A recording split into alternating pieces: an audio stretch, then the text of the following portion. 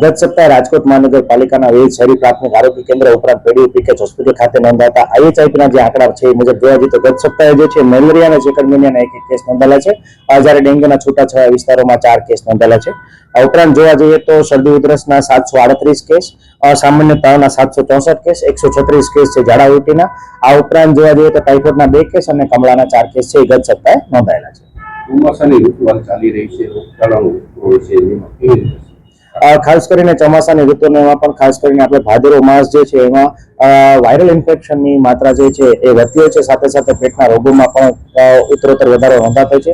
અનુસંધાને જોવા જઈએ તો હાલ જે છે રાજકોટ મહાનગરપાલિકાની આરોગ્ય શાખા દ્વારા જે છે 1 ડે 1 વોર્ડ અંતર્ગત જે છે મચ્છરજન્ય ઉપરાંત પાણીજન્ય રોગચાળો અટકાવવા માટે કાર્યવાહી હાથ ધરવામાં આવી હતી. ગત સપ્તાહે 450 ઉપરાંતના રેસિડેન્ટલ પોઈન્ટ ટેસ્ટ જે છે એ કરવામાં આવ્યા હતા. ઉપરાંત ગત સપ્તાહે કુલ 72,000 ઘરોમાં જે છે એ કોરોનાશક કામગીરી છે એ ગત સપ્તાહે કરવામાં આવી છે. આ ઉપરાંત જોવા જઈએ તો 1046 જેટલા પ્રીમાઇસીસને મચ્છરના પોઝિટિવ કોરા મળવા બદલ છે નોટિસ આપવામાં આવી છે, જેમાં ખાસ કરીને જોવા જઈએ તો સરકારી પ્રાઇવેટ બિલ્ડિંગો, સ્કૂલ, હોસ્પિટલ, ઇન્ડસ્ટ્રીઝ, આ ઉપરાંત વાડી વિસ્તાર, રેસ્ટોરન્ટ વગેરેનો જે છે એ સમાવેશ થાય છે.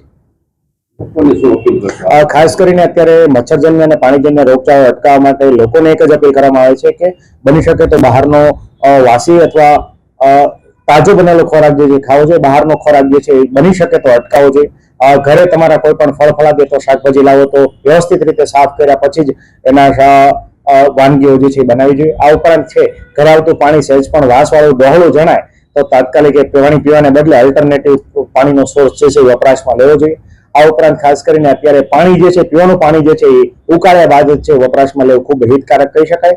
આ ઉપરાંત લોકોએ અત્યારે મચ્છરજન્ય રોગચાળો અટકાવવા માટે અગાસી ઉપરાંત ઘરની આજુબાજુના કોઈ પણ પક્ષી કુંડ, કુંડા, ભંગાર વગેરેની અંદર પણ જે છે મચ્છર પોતાના ભરાયેલા જે પાત્રો જે છે ભરાયેલા હોય એની અંદર મચ્છર પોતાના ઈંડા મૂકતો હોય છે, અને એમાંથી આપણે ખાસ કરીને ચોખ્ખા પાણીમાંથી ચિકનગુનિયા અને ડેન્ગ્યુના જે છે એ મચ્છર જે છે પોતાના ઈંડા મૂકીને એમાંથી પોરા અને પાછા એડિયોસ મોસ્કીટો જે બનતા હોય છે, અને ખાસ કરીને આ વસ્તુ ન થાય તો આપણે મચ્છરજન્ય રોગચાળો ઘણો બધો અટકાવી શકીએ. આ ઉપરાંત ખાસ કરીને લોકોએ સવારે અને સાંજે દૈનિક ધોરણે જે છે પોતાના ઘર જે છે એની અંદર મોસ્કીટો રેપેલેન્ટ જે છે એનો વપરાશ જે છે કરી શકાય. આ ઉપરાંત આખી બાયના વસ્ત્રો જે છે પરિધાન કરવા જોઈએ. આ ઉપરાંત જો ઘરે મચ્છરનો ઉપદ્રવ જણાય તો ઘરે કુદરતી રીતે ખાસ કરીને ધૂપ અથવા અન્ય કોઈ પણ લીમડાનો ધુવાડો વગેરે જે છે દેશી ઉપચાર કરીને પણ મચ્છરજન્ય રોગચાળો જે છે એને વધતો જે છે અટકાવી શકાય છે.